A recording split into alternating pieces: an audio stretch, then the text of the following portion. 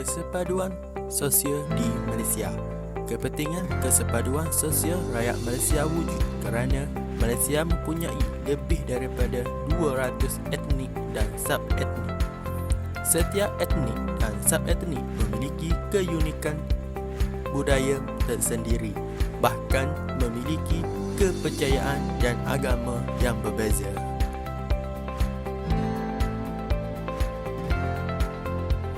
Konsep kesepaduan sosial.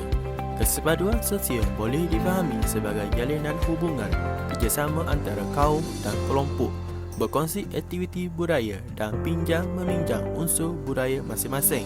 Jalinan hubungan terjemah dalam putaran ekonomi dan pasaran yang menyebabkan saling kebergantungan antara satu sama lain melalui kegiatan ekonomi seharian. Konsep perpaduan dalam kepelbagaian. Masyarakat Malaysia terhasil daripada perkongsian sejarah melalui pembinaan struktur sosial, ekonomi, politik dan budaya. Rakyat Malaysia bersifat dinamik dengan membina kesepaduan sosial melalui interaksi dan amalan harian secara langsung dan tidak secara langsung secara berterusan. Jalinan hubungan sosial secara berterusan terbina dalam kalangan anggota masyarakat Malaysia merentasi etnik, agama, budaya dan bahasa melalui interaksi sesama mereka. Potret hubungan etnik di Malaysia. Negara Malaysia dengan kerencaman demografi terus kukuh, maju dan membangun, malah disegani oleh jiran tetangga dalam konteks negara berbilang kaum. Keadaan yang aman damai telah melahirkan suatu bentuk kestabilan politik, ekonomi, sosial yang baik. Keunikan tabik urus negara mengurus perpaduan dalam kepelbagaian amat penting. Jelaslah bahawa kesepaduan sosial boleh wujud dan bercambah terutama jika terdapat usaha yang dapat melengkapkan dan menjamin kelangsungan dan meningkatkan daya ketahanan dalam sesebuah masyarakat majmuk.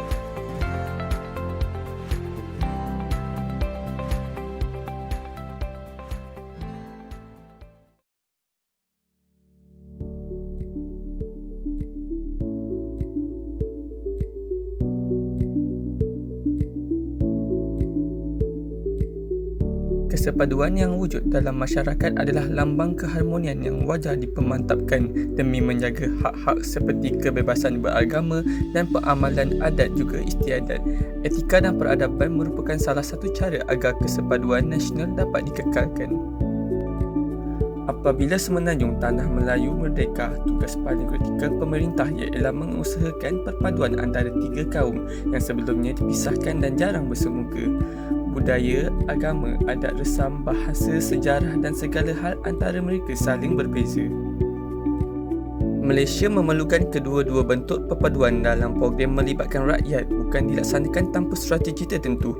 Pemimpin Tanah Melayu yang berbentuk Persekutuan Malaysia sejak sebelum kemerdekaannya telah merintis jalan perpaduan pelbagai kaum melalui kontrak sosial. Pemuafakatan tersebut kemudian diterjemahkan ke dalam Perlembagaan Persekutuan Tanah Melayu 1957 dan kekal hingga kini. Etnik di Malaysia dicerminkan oleh budaya yang berbeza diamalkan oleh seluruh masyarakat. Namun, kepelbagaian budaya itu tidak menjejaskan perpaduan rakyat Malaysia. Ianya diterima sebagai rutin dalam kehidupan harian yang tidak mengecam mana-mana kaum. Matlamat sambutan Hari Raya yang disambut oleh masyarakat Melayu Islam diraikan oleh semua kaum seperti Cina, India, Sing dan pelbagai etnik di Sabah dan Sarawak adalah salah satu contoh budaya nasional. Demikian juga sambutan Tahun Baru Cina, Deepavali dan Hari Gawai disambut oleh semua kaum di semenanjung Sabah dan Sarawak. Sekolah pelbagai aliran juga diterima sebagai gagasan perpaduan yang utama dan menetapkan pembelajaran bahasa Melayu adalah wajib dalam semua aliran. Kesan daripada kesepaduan nasional ini, Malaysia telah memperolehi keharmonian. Tengku Abdul Rahman telah meyakinkan British bahawa Tanah Melayu mampu untuk memegang tampuk pemerintahan dengan tangan sendiri. Keharmonian dapat dicapai melalui sikap rakyat Malaysia yang mampu untuk menerima kepelbagaian. Antara faktor kesepaduan nasional di kalangan rakyat Malaysia ialah perayaan dan keagamaan serta pakaian tradisi. Contoh perayaan keagamaan ialah Islam menyambut Hari Raya Aidilfitri selepas sebulan berpuasa, penganut agama Buddha pula menyambut Tahun Baru Cina dan Hindu pula menyambut Taipusam. Beralih kepada pakaian tradisi, kaum Melayu menggunakan baju kurung dan baju Melayu sebagai pakaian tradisi.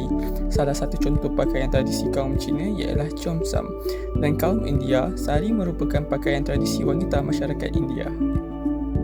Kesimpulannya, pemantapan nasional boleh dicapai melalui etika dan peradaban.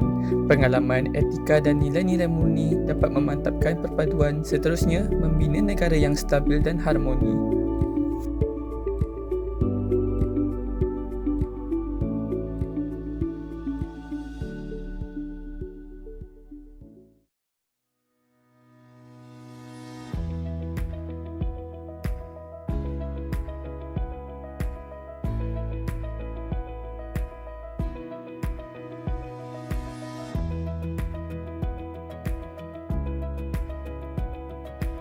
Peranan etika dan peradaban bagi memantapkan kesepaduan nasional di Malaysia adalah untuk menyekat perbuatan manusia daripada bertindak mengikut rasa dan tidak patuh kepada norma kemanusiaan.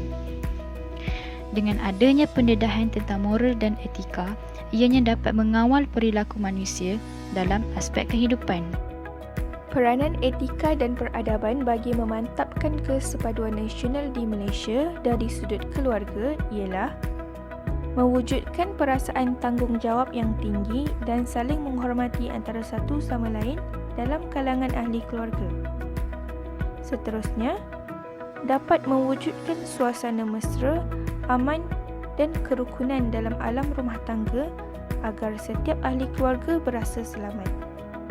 Seterusnya, dapat mewujudkan masyarakat yang harmoni. Peranan etika dan peradaban akan dapat menentukan keamanan dan kesejahteraan yang berterusan bagi sesebuah negara itu sendiri.